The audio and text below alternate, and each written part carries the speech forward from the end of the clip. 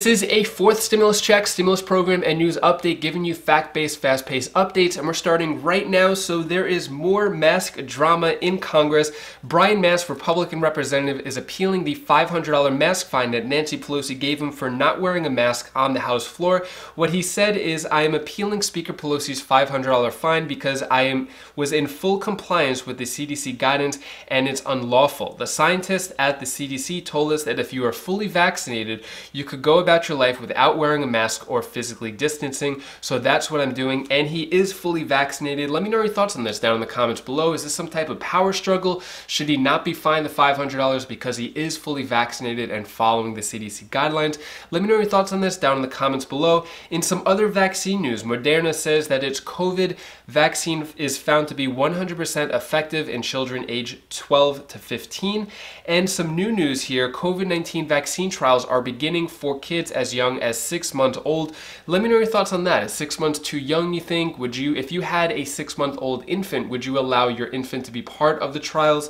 Let me know your thoughts on this down in the comments below. So Florida is the 23rd state to be canceling the $300 per week unemployment benefits. So this is in addition to the other 22 states which are highlighted right here.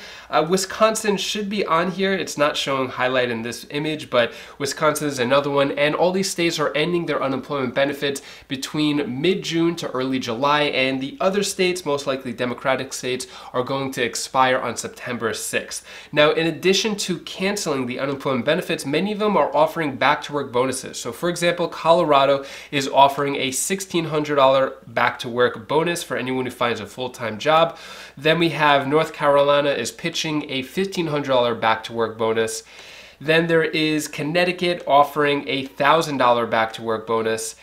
Massachusetts is pitching a get back to work bonus of $1,200, so that's still in debate. It's not official yet. Then we have New Mexico is going to do a $1,200 return to work bonuses. And the way a lot of these work is you have to work a certain amount of weeks in order to get the bonus. You can't just get the bonus, go to work, collect the bonus, and then go back on unemployment. It doesn't work like that. Also, probably the biggest one is going to be Arizona, which is offering a $2,000 back to work bonus. And then New Hampshire is probably the latest one. They're offering $500 for part-time workers and then a $1,000 bonus for full-time workers. So what do you think about this? Are back-to-work bonuses a good idea to replace the unemployment benefits? Will this help out the labor shortage, or will it hurt the labor shortage? Is it going to hurt more people than help, or help more than hurt? Let me know your thoughts on this down in the comments below. Bernie Sanders urges Biden administration to keep jobless benefits flowing to gig workers on the verge of losing stimulus aid in red states. This is a clip of the White House that, in response to these Republican states canceling the unemployment benefits, White House has no control over it, but they aren't completely agreeing with it either. Republican governors in some 22 states have rolled back those expanded unemployment benefits. What is the White House or the Biden administration doing to preserve those benefits, if anything, at the state level? Well, Jarrett, it is up to, of course, these governors to make a decision about what assistance they want to provide to the people of their states. Our view continues to be that unemployment insurance, of course, at a federal level, which is something we advocate for and would work to pass through Congress, or have worked to pass through Congress, is something that can help people during a time where there are still more than 8 million people out of work make ends meet. And that there is not overwhelming data that suggests that it is a driving factor in people not re-entering the workforce, especially at a time where we're continuing to recover from the pandemic. But it is ultimately up to governors to make those decisions. And there's nothing the federal government can do, just to be clear. We can continue to convey what we see in the data, what we advocate for in terms of what we think will help get people back on their feet, and we use every opportunity to do that. Next, I'm going to share with you how to get $10 billion of COVID-19 mortgage aid, which is available from the American Rescue Plan. So I'm going to share with you the details about this, how to qualify, where to find out more information. So with this mortgage relief, Basically, how it works is the Homeowners Assistance Fund can help you pay not only for your mortgage, but also your taxes, insurance, utilities, and common charges like monthly homeowners association dues. The U.S. Treasury Department is sending money to states to distribute direct financial assistance through state housing agencies.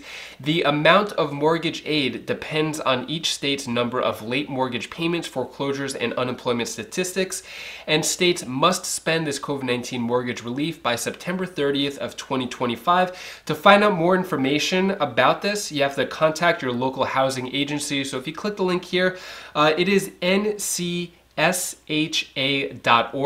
and so you could just go by state and see about how you could access this $10 billion, not for one person, but for all 50 states, that you can have a piece of this to pay for mortgage as well as other fees that come with owning a home.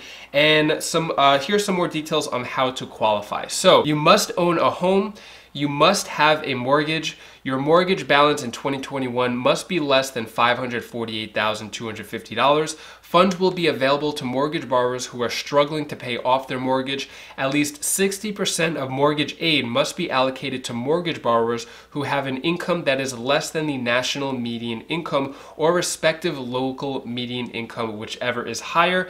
And so that's how it works. Basically, you would go to this site right here, as I mentioned before, ncsha.org, and you could find out more information, see if you qualify, find your local housing agency, and then try to apply for mortgage assistance. If you have any luck with this, let me know your experience with it down in the comments below. Next, let's talk about how President Biden is removing the student loan forgiveness out of the budget proposal. Before I do, if you appreciate these fact-based, fast-paced updates, hit the like button down below. I'm doing hours of research every day so I could give you the latest information in a no-fluff format. So if you like it, hit the like button and subscribe for more videos like this if you appreciate these updates. President Biden campaigned on the promise of removing student loan debt of up to $10,000 for students. This is federally. Unfortunately, that is now being removed from the budget proposal, and he may not be following through with this campaign promise. We're going to find out for sure this week as the budget is announced. I'll keep you updated on that. Next, Elizabeth Warren offers a bill to increase the IRS budget to $31.5 billion. That's a lot of money. So basically the goal here is to spend $31.5 billion to collect the $1 trillion that the IRS is not able to collect, and they're saying mainly it's from wealthy people. So the way this would work, or what Elizabeth Warren says, is for too long, the wealthiest Americans and big corporations have been able to use lawyers, accountants, and lobbyists to avoid paying their fair share. And budget cuts have hollowed out the IRS so it doesn't have the resources to go after wealthy tax cheats. The IRS should have more and more stable resources to do its job, and my bill would do just that. So the problem with this is it's kind of like a Trojan horse. Not that there's a problem with it. I think that everybody should pay their fair share. But as I mentioned the other day with President Biden's tax plan, the IRS would be able to access your bank account and take money out of your bank account anytime it wants. It could look at all your transactions. So with things like this, they're saying it's going to target the wealthy, but it could also target the average American as well. So yes, it could get more tax money for, from wealthy people, and they'll pay their fair share. There'll be more money for the government. As long as the money is being used properly, I think people are okay with that. The only problem I have with that as well is that the government misuses a lot of money. So this extra $1 trillion that they may get in tax money per year, is that going to be used properly? I think that's probably another big issue why people have a problem with paying taxes, is because they don't think the money is being used properly. I do think the government does do a good job with a lot of programs and good taxes, but I'm not going to say that 100% that they do the right thing with that tax money. IRS is also saying that cryptocurrency transfers over $10,000 will need to be reported. So it kind of takes away the meaning of a cryptocurrency, because currency, let's say you have $100 in euros, you transfer it over to dollars. You don't have to pay any taxes on transferring between those currencies. Now with cryptocurrency, you're gonna have to pay taxes on any money that you transfer over from cryptocurrency to a fiat currency like the US dollar. So if you made money off of Bitcoin, Ethereum, Dogecoin, you're now gonna have to report that if you take out more than $10,000 or transfer more than $10,000 over. Speaking of the IRS and cryptocurrency, also the IRS wants tools for cracking crypto wallets. Basically, crypto wallets are where you store all of your cryptocurrencies, and it's basically like cash but in digital form. Now, if the IRS is able to get into people's crypto wallets, it defeats the whole purpose of cryptocurrencies, which could crumble the whole cryptocurrency market. I'll keep you updated on that as well. Also, the push for recurring stimulus checks continues as 7 Democrats urge Biden to include them in the infrastructure package. So this was a letter written the other day. Representative Jimmy Gomez, which is one of them, said the COVID-19 pandemic has proven Americans can't wait for relief when economic crisis hit. Today, I led the Ways Means Committee colleagues in calling the President of the United States to include automatic stimulus checks and unemployment benefits tied to economic conditions in his American Families Plan. And this is the letter right here. I've gone over it before. So hopefully this gets added into the infrastructure package or the American Families Plan, and then there will be automatic stimulus checks and automatic unemployment benefits. I'll keep you updated if it enters the American Families Plan or the infrastructure package. Speaking of infrastructure package, here is the latest in terms of negotiations and what's going to happen moving forward. I think a lot of these programs are popular when you poll voters, when you ask them how to pay for it, maybe a little less popular. But I'll go back to the issue of, do you have the votes in the Democratic Party right now to do this through reconciliation? Again, that's a theoretical exercise when we haven't even turned to that mechanism. Right now, we not only have a lot of Democrats who are excited about this, we got a lot of Republicans who are excited about this. And it's obviously working toward a final form. And there are negotiations going on within the House and the Senate. Over the weekend, a bipartisan plan that's part of the foundational baseline bill on the highways and surface slice was announced with bipartisan support. So progress is happening. There's a lot of give and take right now. That's natural. But what we can't do is sit still. I do want to mention, though, that when you ask the American people about our proposal on how to pay for this, support for the plan actually goes up. It's actually more popular when we talk about how we propose to pay for it, because most Americans agree with the president that ordinary Americans are paying plenty in taxes, but a lot of corporations are not paying their fair share. Yeah, it's usually pretty popular when you ask people how to pay for it, and as long as it doesn't include them, they're okay with it. And that is all the stimulus news I have for you today to hopefully cheer you up a bit. Here's my daughter Bella's tip of the day. Hi guys, this is Bella. This is the tip of the day. I want to tell you the one thing that you should do. When there's trees, you should think of going outside, because there's no air inside unless you have plants. But anyways, there's still air. But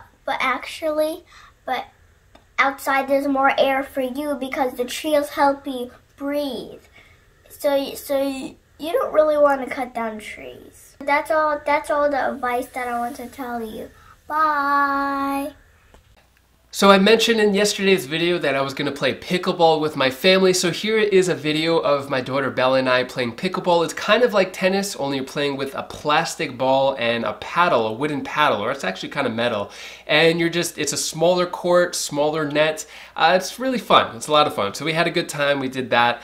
Anyways, if you want to watch more stimulus updates, you could click this link down over here. Or if you want to check out my other channels, click this link up here, and I'll see you in the next video. Take care, be safe. Thank you for watching.